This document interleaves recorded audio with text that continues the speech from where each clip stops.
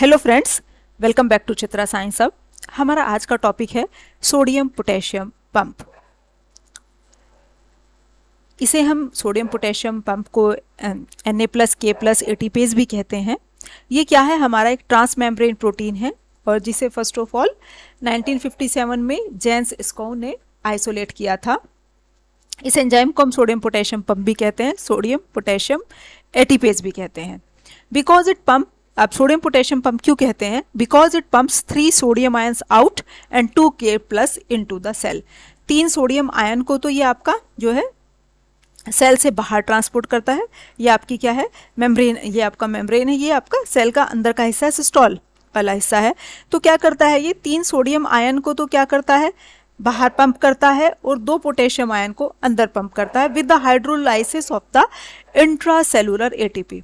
Cellular intracellular ATP का hydrolysis होता है इस प्रोसेस में। The sodium potassium pump maintain the low sodium ion concentration in the cell. अब लो सोडियम आयन कंसेंट्रेशन क्यों हो गई? क्योंकि उसने 3 सोडियम आयन बाहर पंप कर दिए। And high potassium ion concentration in the extra cellular medium in animal cell. तो सोडियम पोटेशियम पंप क्या मेंटेन करता है? लो सोडियम आयन प्लस की concentration in the cell and high K+ ion concentration in the extra cellular medium. तो ये हमारा जो है, और इस प्रोसेस में हमारा क्या होता है? जो है एटीपी की हाइड्रोलाइसिस होती है। अब होती कैसे है देखेंगे हम। The movement of ions generate the trans membrane electric potential. और ये जो मूवमेंट होता है आयंस का, सोडियम का बाहर, पोटेशियम का अंदर, इसकी वजह से क्या है? एक trans membrane electric potential develop होता है। Sodium potassium ATPase exist in 2 conformation. 2 conformation में एग्जिस्ट करता है ये E1 और E2। E1 ये हमारा इस तरह का, E2 बिल्कुल इससे जस्ट रिवर्स। अब ये है क्या, हम ये देखेंगे। E1 has high affinity for sodium binding site. अब E1 में हमारी क्या है? इसकी एफिनिटी जो है वो सोडियम आयन के साथ ज़्यादा है। And E2 has high affinity for K+ binding site. इसके E1 में हमारा क्या है? इसकी बाइंडिंग साइट की सोडियम आयन की तरफ एफिनिटी ज़्यादा है, इसके बाइंडिंग साइट की पोटेशियम आयन की तरफ बाइंडिंग ज़्यादा है। और ये आपका इसमें जो ये E1 E2 अलग से कहीं से नहीं होते, E1 का ही आपका कन्फर्मेशनल चेंज होकर E2 बन जाता है। ये जैसे आपका ये सोडियम यहाँ ऐसे आएगा, इसके अंदर ऐसे बाहर जाएगा, तो इसके अंदर कन्फर्मेशनल चेंज आता है। ऊपर से ओपन हो जाएगा, नीचे से आपका ये इस तरह से यहाँ से ओपन हो जाएगा और सोडियम आयन आपके बाहर आ जाएंगे। The enzyme in E1 conformation bind 3 sodium ion from the interior of the cell। Cell के इंटीरियर से 3 सोडियम आयन इसके साथ आपके बाइंड होंगे। E1 कन्फर्मेशन के साथ 3 आयन इसके अंदर, 3 सोडियम आयन इसके साथ आपके बाइंड हो गए, 1 2 3।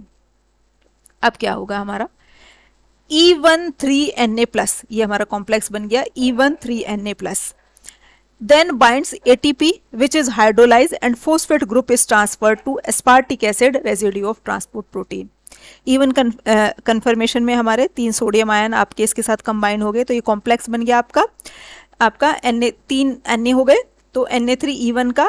अब ये आपका ये क्या करेगा? हाइड्रोलाइसिस होगी, जो हाइड्रोलाइज हो जाएगा और फोस्फेट ग्रुप एक ट्रांसफर हो जाएगा, तो एटीपी से एडीपी में कन्वर्ट हो जाएगा। एक फोस्फेट आयन ट्रांसफर, एक फोस्फेट ग्रुप जो है वो ट्रांसफर हो जाएगा, एस्पार्टिक एसिड को आपका ट्रांसफर हो जाएगा। तो एटीपी की हाइड्रोलाइसिस हो गई, एटीपी एडीपी में कन्वर्ट हो गया। अब आपका ये जो है ये E13Na+ ने के एटीपी के साथ बाइंड हुआ, उसकी हाइड्रोलाइसिस हो गई और एक फोस्फेट ग्रुप का ट्रांसफर हुआ आपका कहाँ? Aspartic acid. This aspartyl phosphate induces a conformational changes from E1 and E2 within the transport protein. Transport protein के अंदर अब कन्फर्मेशनल चेंज हो गया, E1 जो था वो हमारा E2 में चेंज हो गया। अब ये क्या है? इस तरह से अब इसके अंदर चेंज आ गया। अब क्या था? ये इस शेप में था, अब क्या हो गया? इस शेप में हो गया। तो आपका इस शेप में आते ही ये तीनों सोडियम के आयन जो है आपके बाहर हो जाएंगे। The E2 confirmation of Na+K+ ATPase have low affinity for sodium ion. इसकी सोडियम आयन की तरफ एफिनिटी कम होती है, इस वजह से, क्योंकि हमने भी पहले देखा था कि जो E1 की एफिनिटी Na+ की तरफ ज़्यादा है और E2 की एफिनिटी सोडियम जो है पोटेशियम की तरफ ज़्यादा है। तो इसकी एफिनिटी सोडियम की तरफ कम है और पोटेशियम की तरफ ज़्यादा है, तो इस वजह से क्या करेगा? ये सोडियम आयन को बाहर पुल कर देगा। Therefore the transporter release 3Na+ to the outside and bind 2K+ from the surrounding medium. 2K+ bind हो जाएंगे सराउंडिंग मीडियम से इसके अंदर। ये हमारे क्या? 2K+ इसके अंदर आपके इसके अंदर बाइंड हो गए आपके।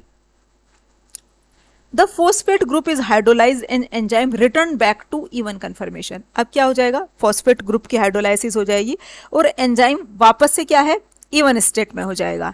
अब आपका क्या हो गया कि ये वापस से हमारा क्या हो गया, इवन कन्फर्मेशन में। अब E2 से वापस से फिर से इवन में आ जाएगा और आपका क्या है कि इस प्रोसेस में 2 K+ आयन क्या है आपके जो है अंदर की तरफ पुल होंगे और आपके सोडियम तो उसने, चूंकि इसकी एफिनिटी सोडियम की तरफ नहीं है तो सोडियम उसने बाहर पुल कर दिया और पोटेशियम आयन अंदर ले लिए, तो ये आपके 2 K+ उसके अंदर आ गए। The even confirmation of enzyme has high affinity for sodium ion and low affinity for potassium. अब इवन की किस तरह की कन्फर्मेशन है कि उसकी सोडियम के लिए एफिनिटी ज्यादा है और पोटेशियम के लिए कम है। That's why transporter release 2 K+ to the inside of the cell. अब उसकी एफिनिटी चूंकि K+ की तरफ तो है नहीं तो K+ को वो आपका रिलीज कर देगा, तो 2 K+ आपके अंदर की तरफ रिलीज हो गए। तो 3 पोटेशियम बाहर आए, 3 सोडियम बाहर गए और 2 पोटेशियम हमारे क्या है अंदर आए। This movement of 3 Na+ ions out of the cell and 2 K+ to inside the cell generate a transmembrane potential of -50 to -70 megavolt। इतने का मेम्ब्रेन पोटेंशियल एक डेवलप हो जाएगा इस मोमेंट में। किस मोमेंट में, जिसमें 3 सोडियम आयन बाहर गए, 2 पोटेशियम अंदर आए। This transport of ion is दस कॉल्ड इलेक्ट्रोजेनिक। इसे इसलिए इलेक्ट्रोजेनिक का, इलेक्ट्रोजेनिक क्या होता है, generation of electric potential. Electric potential generate हुआ इसलिए हमने इस आयन के ट्रांसपोर्ट को इलेक्ट्रोजेनिक कहा। तो ये था हमारा आज का टॉपिक। Thank you.